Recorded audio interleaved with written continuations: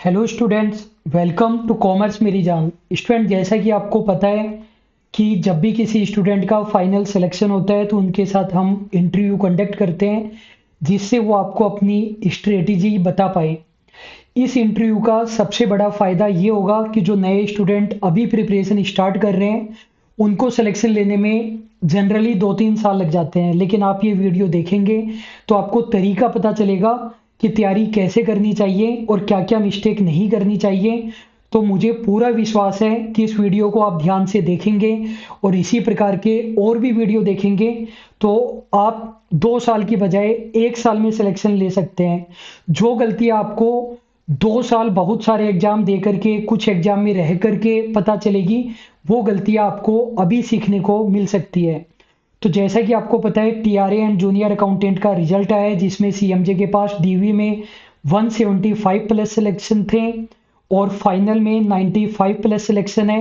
तो उन्हीं में से आज हमारे साथ जितेंद्र मीणा जी है दौसा से। इनके 535 मार्क्स है। एसटी कैटेगरी से इनका सिलेक्शन हुआ है। ये ऑलरेडी जॉब में है। नॉन कॉमर्स स्टूडेंट है, बीटेक है और रेलवे में एएनएम की पोस्ट पर जॉब कर रहे हैं। तो इस वीडियो में हम ये भी जानेंगे कि जॉब के साथ प्रिपरेशन कैसे की। तो जितेंद्र जी, सबसे पहले तो आपको और आपकी फैमिली को बहुत बहुत कॉन्ग्रेचुलेसन। धन्यवाद सर। तो जितेंद्र जी, ये क्वेश्चन तो मैं आपसे पूछूंगा नहीं कि सिलेक्शन के बाद आपको कैसा लगा, क्योंकि ऑलरेडी आप जॉब में हो और इसी लेवल की जॉब में हो।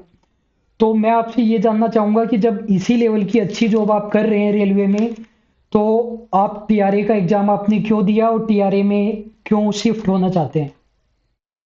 जी सर, स्टेट गवर्नमेंट की लालसा रहती है नॉर्मली अपने को कि नहीं बाहर नौकरी कर रहे हैं तो उसकी बजाय कि स्टेट गवर्नमेंट में आए।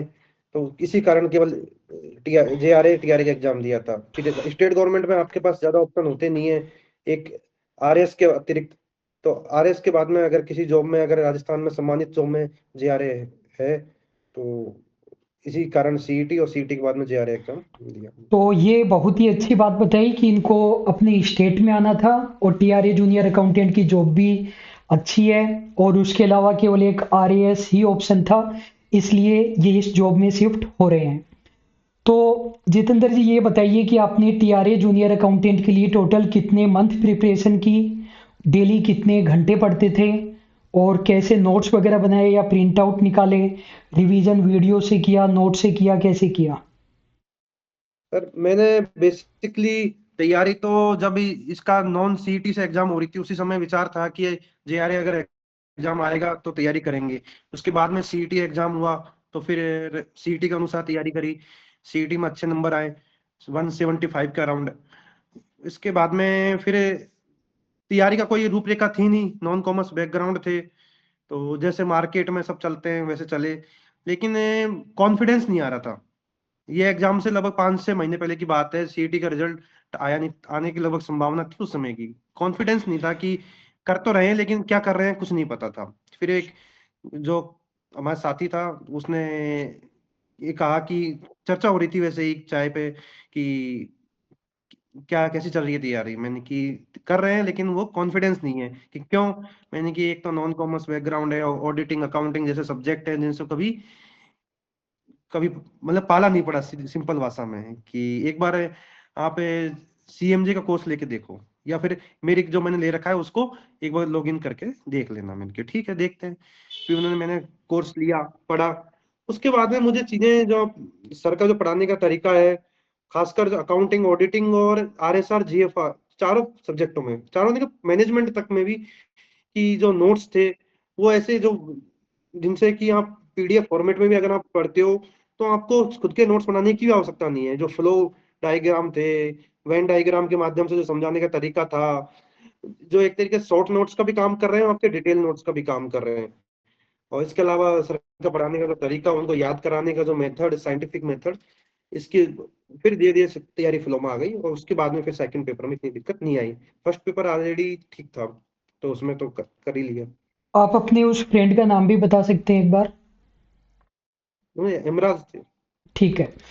तो स्टूडेंट, जितेंद्र जी ने बताया कि वैसे तो वो टीआरए जूनियर अकाउंटेंट की प्रिपरेशन तब से कर रहे थे जब सीटी का कुछ अता पता भी नहीं था, मतलब 1 डेढ़ साल से प्रिपरेशन कर रहे थे, लेकिन कॉन्फिडेंस नहीं आ रहा था क्योंकि बीटेक से थे, तो न तो जनरल पोर्शन स्ट्रॉन्ग था और कॉमर्स पोर्शन भी स्ट्रॉन्ग नहीं था। इन्हें सीएमजे के बारे में लगभग एग्जाम से 5-6 महीने पहले ही पता चला था और तभी से इन्होंने प्रिपरेशन की। नॉन कॉमर्स स्टूडेंट के लिए मैंने स्ट्रेटेजी वीडियो में बताया भी था कि यदि आप अकाउंटेंसी को अलग छोड़ दो तो बाकी के जो सब्जेक्ट थे कि इकोनॉमिक्स है, बिजनेस स्टडी है, आरएसआर, जीएफएआर, ऑडिट, इनमें कोई प्रॉब्लम नहीं आएगी। अकाउंटेंसी में भी 40% टॉपिक में प्रॉब्लम नहीं आती क्योंकि उनमें डेबिट क्रेडिट की ज़रूरत ही नहीं होती है। बहुत सारे चैप्टर ऐसे होते हैं कि थियोरेटिकल क्वेश्चन आते हैं और बाकी के चैप्टर को भी आप बार बार पढ़ करके जितना कर सकते हैं उतना कीजिए। तो इन्होंने इस तरीके से प्रिपरेशन की। और जितेंद्र जी, वैसे तो आपने काफ़ी सवालों के जवाब दे दिए, एक साथ ही दे दिए। एक इम्पोर्टेंट चीज़ ये बताइए कि जॉब के साथ प्रिपरेशन करना वैसे कठिन होता है क्योंकि जॉब चाहे कितनी भी आरामदायक हो, लेकिन आना जाना, और ये तो मुझे पता भी नहीं है कि आपकी जॉब में कितना बर्डन है। फिर इंसान जैसे सुबह भी लेट उठता है, फिर जाता है, फिर शाम को आकर के भी थक जाता है, आराम भी करना है। तो जॉब के साथ कैसे मैनेज किया जाए? हमारे बहुत सारे स्टूडेंट जॉब करते हैं और प्राइवेट जॉब करते हैं खासकर, तो जॉब के साथ स्टडी को कैसे मैनेज करें? सर जैसे मेरी जॉब भी रोस्टर ड्यूटी थी, जैसे कभी आपको मॉर्निंग लग रही है, कभी आपको इवनिंग है, कभी नाइट शिफ्ट है। तो जॉब के साथ समय निकालना काफी टफ होता है। तो आप छोटे छोटे समय करके लगातार अगर निकालते रहते हो, डेली 2 घंटे ही पढ़ो, लेकिन अगर पढ़ाई से जुड़ाव रहता है, कॉन्फिडेंस भी बना रहता है। और छोटी छोटी तैयारी करके हमको लास्ट समय पे, आप अंतिम समय में उस 5-7 दिन का या 10 दिन का आप लीव ले सकते हो, तो उसमें हम तैयारी को रिवाइज करके पेपर दें, तो शायद मेरे अनुसार तैयारी और पेपर ज्यादा अच्छे बेहतर तरीके से अटेम्प्ट किया जा सकता है। तो तैयारी करते रहो, 2 घंटे 3 घंटे जितना भी मिल रहा है, अंतिम समय में जॉब के 10-15 दिन उसमें ज्यादा डेडिकेटेड होके हम रिवाइज करने के उद्देश्य से लीव ले सकते हैं। स्टूडेंट, जैसे हमने सब यूट्यूब पर हमने एक वीडियो डाला था, how to get government job in commerce within 6 month.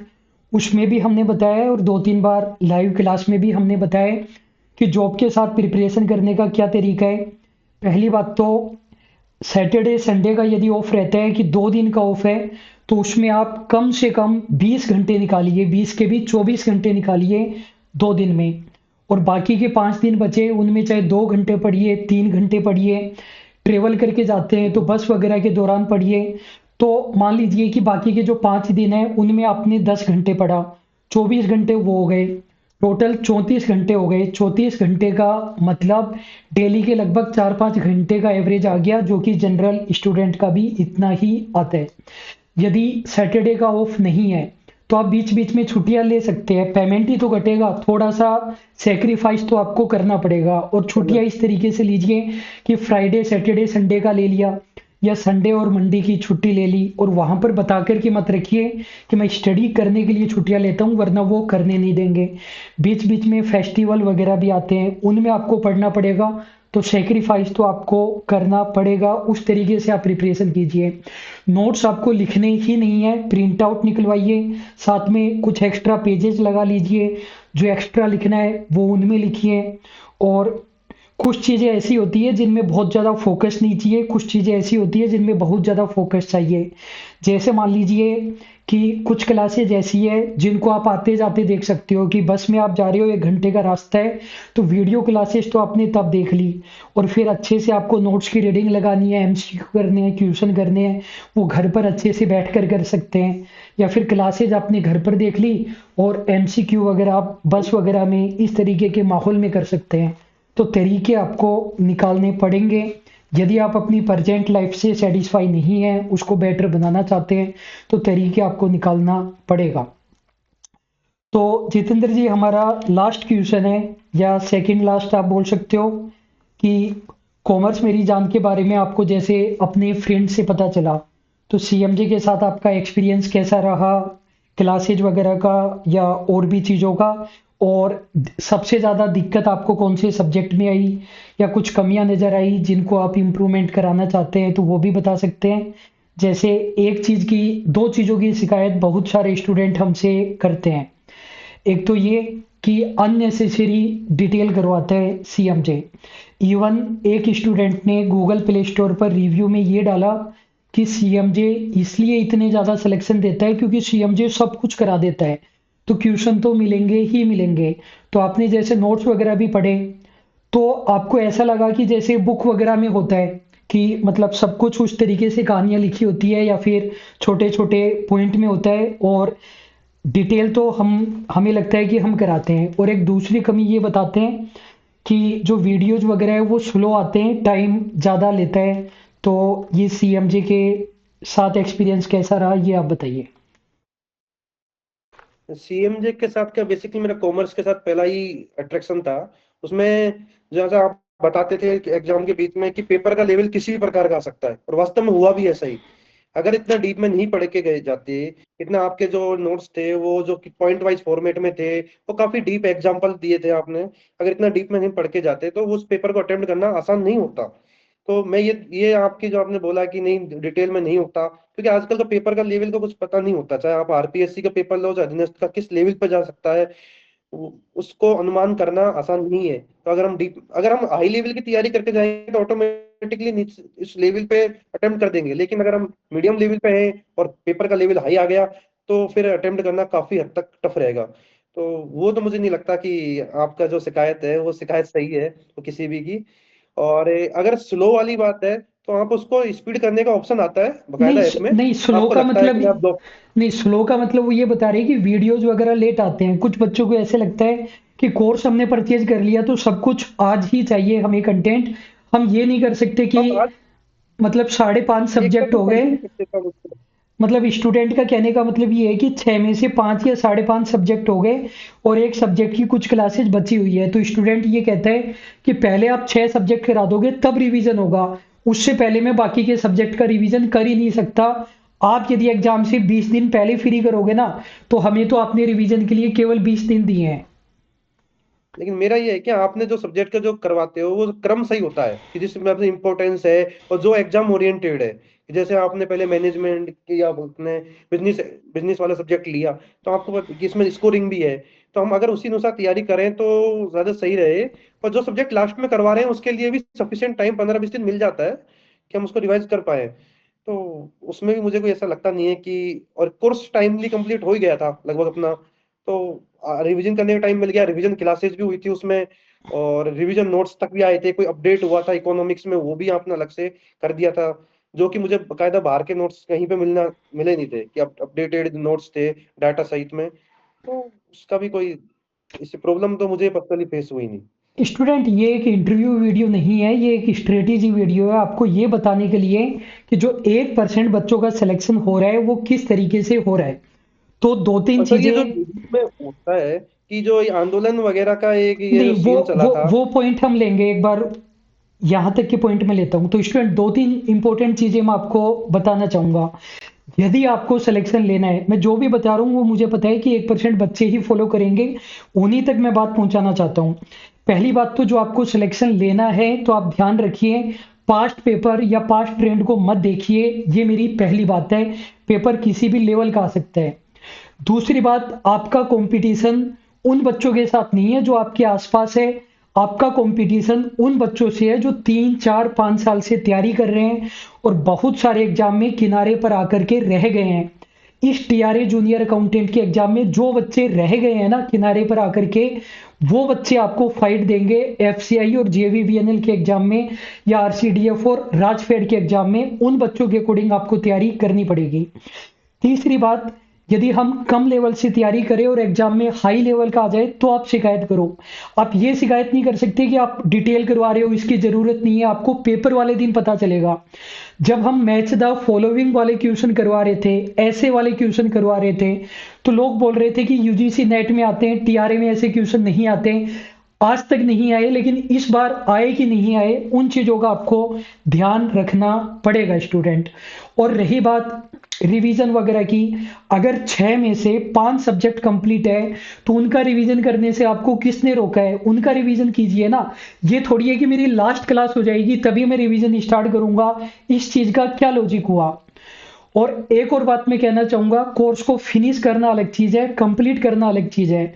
अगर हम किसी भी सब्जेक्ट में मान लो अकाउंटेंसी में 30 क्लासेस डाल दें, सारे चैप्टर के फोल्डर डाल दें और बोलेगी हो गया, आप सेटिस्फाई हो जाओगे, चाहे उनसे क्वेश्चन मिले या नहीं मिले। लेकिन हम 150 क्लासेस डाल रहे हैं और 2 चैप्टर पेंडिंग है, तो आप ये मान करके चलो ना कि आपके 25 में से 22 नंबर की तैयारी हो गई। तो आप इस तरीके से चीज़ों को देखना सीखिए। 5.5 सब्जेक्ट होने का मतलब ये था कि 150 में से 140 क्वेश्चन की आपकी ऐसी प्रिपरेशन हो गई जिसको कोई भी नहीं रोक सकता। जितेंद्र जी, मेरे 2 और क्वेश्चन रहेंगे। एक तो ये है कि आजकल डिस्ट्रैक्शन बहुत ज़्यादा होता है। देखो 99% बच्चे फेल होते हैं और 1% बच्चे पास होते हैं। तो सोशल मीडिया का डिस्ट्रैक्शन होता है, या फिर आजकल हर चीज के लिए आंदोलन चलता है कि वैकेंसी को कॉमर्स के लिए करवाने के लिए आंदोलन, सीईटी हटवाने के लिए आंदोलन, सीईटी में इतना बड़ा सिलेबस क्यों दे दिया उस चीज के लिए आंदोलन, एग्जाम डेट क्यों नहीं निकाली जा रही उस चीज के लिए आंदोलन। और बच्चों को इमोशनली ब्लैकमेल किया जाता है, टीचर को किया जाता है। टीचर तो खैर मेच्योर है, टीचर को कहा जाएगा कि तुम्हारा काम केवल पैसे लेना है, तुम हितैषी नहीं हो, कोई फर्क नहीं पड़ता। बच्चों को कहा जाएगा कि धिक्कार है तुम पर, तुम कायर हो, तुम इस चीज में सपोर्ट नहीं कर रहे, तुम ट्वीट भी नहीं होता तुमसे घर पर बैठकर। चलो बच्चे ने ट्वीट कर दिया तो बोलेंगे कि घर पर बैठ करके ट्वीट करने से क्या होगा, तुमसे जयपुर नहीं आया जाता। जयपुर चले भी गए तो बोलेंगे कि एक दिन जयपुर आने से क्या होगा, हम इतने दिनों से पढ़े हैं। तो मैं केवल आपके ओपिनियन जानना चाहूंगा कि ये जो छात्रों के हित में बहुत सारी गतिविधियां चलाई जा रही थी, इन गतिविधियों में आपने कितना योगदान दिया और क्या रहा आपका योगदान, ये जानना चाहेंगे। सर इसके लिए मेरा एक पुराना अनुभव काम आया, आरएस मेंस 2021। मैंने आरएस प्री मेंस 2021 केवल इसलिए खराब किया इन गतिविधियों में शामिल होके। तो मुझे पता था कि इनमें कोई मजबूत पक्ष नहीं है, कोई तथ्य नहीं है, इनमें अपने आप का समय खराब करना है। तो मुझे उस अनुभव का फायदा लेते हुए मैंने इन सब चीजों से पहले ही दूरी बना ली कि एग्जाम भी सरकार ने अगर पॉलिसी बनाई है सीईटी की तो होके रहेगी। एग्जाम की डेट अगर डिसाइड की है उस दिन हो जाती है तो ठीक है, नहीं अगर बाद में भी होती है तो तैयारी बेकार नहीं जाएगी हमारी। हम अब तैयारी उसी डेट के अनुसार की जाए जिस दिन एग्जाम सरकार ने तय कर रखी है। अगर बाद में होती है तो उसका फायदा एज ए रिविजन के रूप में मिल जाएगा। तो आरएस मेंस 2021 में एक अनुभव था। उस समय हम एग्जाम डेट एक्सटेंड करने के लिए आंदोलन किया था। प्री पास होने के बाद भी मेंस काफी नजदीक पहुंच के रह गए। कारण यही था कि अगर समय खराब नहीं करते शायद 1-1.5 महीने तो वो दिक्कत नहीं रहती। तो उसका फायदा मिला। जूनियर अकाउंटेंट में ऐसी चीजों से दूर रहने के लिए मैं कहूंगा, अगर सरकार ने कोई पॉलिसी बनाई है, अगर एग्जाम जिस प्रकार करवा रही है हमको उसके अनुसार हमें चलना चाहिए। अगर उसमें कोई एक्सटेंड होता है या पॉलिसी चेंज करती है तो उसके लिए हमको अलग से समय मिलता है तो उसका फायदा एज ए रिविजन के रूप में उठा लेंगे। लेकिन केवल हम आंदोलन करें ये सब चीजें तो फिर समय वेस्ट ही है। अगर स्टूडेंट जब तक आप कि बहुत ज्यादा जेन्युइन चीज ना हो, बहुत ज्यादा की नहीं है तो बहुत ज्यादा जेन्युइन है और ये बहुत गलत है तब जाकर। स्टूडेंट आप वो मत मानिए कि जो मैं कह रहा हूँ, मैं मान लीजिए कोचिंग ओनर हूँ, लेकिन आप उस बंदे की बात मानिए जो आरएएस की प्रिपरेशन कर रहा था, कम से कम उसकी बात मानिए। उन गलतियों से आप नहीं सीखेंगे तो आपको भी वही 2 3 4 साल लगेंगे। उन गलतियों से आप सीखेंगे तो 6 महीने में 1 साल में आपका सिलेक्शन हो जाएगा। अभी जब मैं ये वीडियो रिकॉर्ड कर रहा हूँ, आरसीडीएफ राजफेड की वैकेंसी आई है।